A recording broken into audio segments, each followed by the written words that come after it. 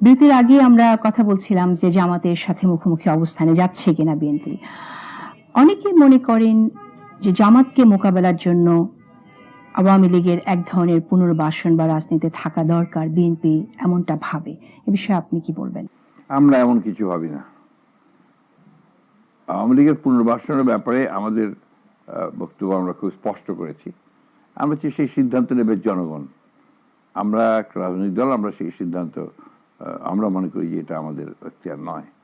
জনগণ সিদ্ধান্ত নেবে যে কোন দল রাজনীতি করবে, কোন দল রাজনীতি করবে না।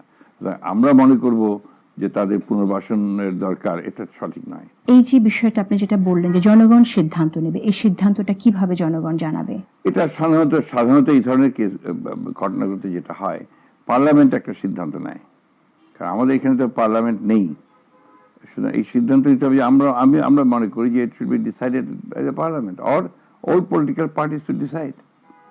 এর মাঝামাঝিটার কোনো জায়গা নেই। কিন্তু এককভাবে বিএনপি এই সিদ্ধান্ত জানাবে না। আপনি কি মনে করেন যে এখন সেই সময়টা না যে সব রাজনৈতিক দলগুলো মিলে সিদ্ধান্ত নিতে পারে যে আওয়ামী লীগ? অবশ্যই পারে। আমার মনে হয় যে বেশিরভাগ রাজনৈতিক দলই এই ব্যাপারে আলোচনা করলে একটা সিদ্ধান্তে পৌঁছতে পারবে। সবচেয়ে বড় ভুক্তভোগী তো আমরা, বিএনপি আওয়ামী লীগের দ্বারা। আমরা 16 বছর তাদের দ্বারা নির্যাতিত হয়েছি অমানবিকভাবে। আমাদের প্রায় 60 লক্ষ মানুষের বিরুদ্ধে, নেতাকর্মীর বিরুদ্ধে মিথ্যা মামলা দেওয়া হয়েছে। আমাদের প্রায় 700 নেতাকর্মীকে গুম করা হয়েছে, খুন করা হয়েছে। আমাদের প্রায় 20,000 লোকের মতো মানুষ এক্সট্রা জুডিশিয়াল কিলিং এ সমস্ত মারা গেছে। আমাদের প্রধান নেত্রী দেশনেত্রী বেগম খালেদা, তার বিরুদ্ধে মিথ্যা মামলা দিয়ে 6 বছর তাকে আটক করে রাখা হয়েছিল।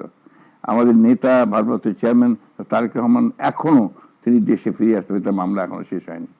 আমাদের প্রত্যেকের নামেই, আমরা যারা সিনিয়র লিডার্স আছি, আমাদের প্রত্যেকের নামে 40, 50, 60, 100, 150 পর্যন্ত মামলা। তো এর চেয়ে বড় ভুক্তভোগী আর কে আছে? পৃথিবীর কোন গণতান্ত্রিক দল এত সাফার করেছে একটা ফ্যাসিস্ট গভর্নমেন্টের বিরুদ্ধে আন্দোলন করতে, গণতন্ত্র করতে, এটা নজির নাই। সেটা আমরা করেছি। সুতরাং আমরা এই ধরনের সিদ্ধান্ত তো আমরা নিতে পারবো না, জনগণ নেবে। খুব পরিষ্কার, আওয়ামী লীগের প্রতি আমাদের কোনো দুর্বলতা থাকার কোনো প্রশ্নই উঠতে পারে না। আমার দুঃখ হয় যে যারা সেই দিন আসছে, কয়েকদিন ধরে কথা বলছে, তারা যখন এই সমস্ত কথা বলে তখন আমরা হার্ট হই, দুঃখিত হই। We have been struggling for last 16 years. Suffer করছি 16 বছর ধরে।